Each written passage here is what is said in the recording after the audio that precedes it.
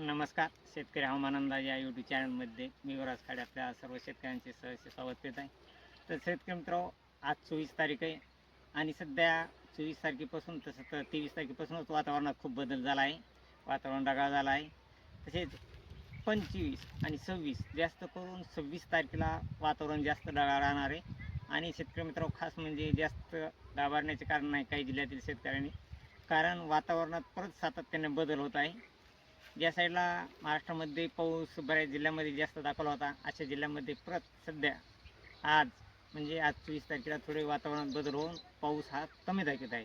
तरी पण शेतकरी मित्र, हा पाऊस इकडं पाहिजे जामखेड, सांगली, सातारा, कोल्हापूर, पुणे, अहिल्यानगर, तसेच पैठण, संभाजीनगर, सिल्लोड, कन्नड, तसेच मालेगाव या भागामध्ये पावसाचे प्रमाण जास्त राहणार आहे.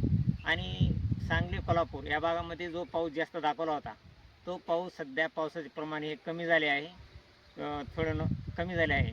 आणि हा पाऊस शेतकरी मित्र दुपारी 2 वाजल्यापासून 2 ते 5 वाजेपर्यंत हा पाऊस राहणार आहे मराठवाड्यामध्ये. तसेच अहिल्यानगर, पुणे, संभाजीनगर इकडे पाहिला असता पूर्ण या जिल्ह्यामध्ये बारामती असेल, तसेच कर्जत, जामखेड या भागामध्ये देखील दुपारी 2 वाजल्यापासून 2 ते 4च्या टायमापर्यंत हा पाऊस राहणार आहे.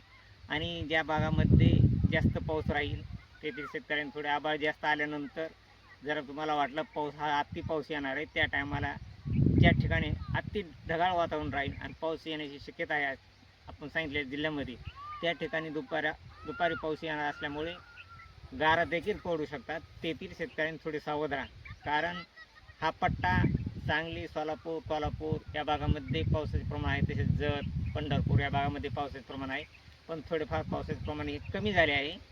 तरी पण तेथील शेतकऱ्यांनी थोडी जागरूक राहणे, की कारण जास्त पाऊस आला तर त्या टायमाला गारा पडण्याची दाट शक्यता आहे. अहिल्यानगर असेल, कर्जत, जामखेड या भागामध्ये देखील गारा पडू शकतात. तसेच संभाजीनगर, पैठण या भागामध्ये देखील गारा पडण्याची शक्यता आहे. आणि या ठिकाणी अशा पूर्ण अशा पट्ट्यामध्ये जोरदार पाऊस राहणार आहे. आणि असाच हा पाऊस दिल्ली, तसेच राजस्थान या भागामध्ये देखील पाऊस 27 तारखेला पडणार आहे. तरी शेतकरी मित्र, आपण हा 27 तारखेचा अंदाज खूप लक्षात ठेवायचा आहे, कारण 27 तारखेलाच हा पाऊस आहे.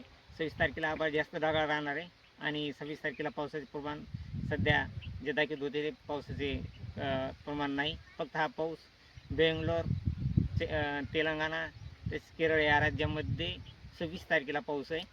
26 आणि 25 तारखेला देखील आहे. 26 तारखेला जास्त पाऊस आहे आणि 27ला देखील तिकडं पावसाचे प्रमाण थोडं कमी होणार आहे आणि ते महाराष्ट्रामध्ये पाऊस येणार आहे. तरी शेतकरी मित्र, अशी रोज ताजी अपडेट पाहण्यासाठी आपल्या चॅनलला सबस्क्राईब आणि लाईक करा. जय हिंद, जय महाराष्ट्र, जय जवान, जय किसान. भेटूया पुढच्या व्हिडिओमध्ये.